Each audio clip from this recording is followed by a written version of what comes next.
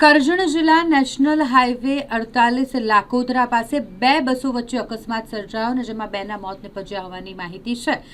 લગભગ 15 જેટલા લોકોને નાની મોટી ઈજા પહોંચી છે।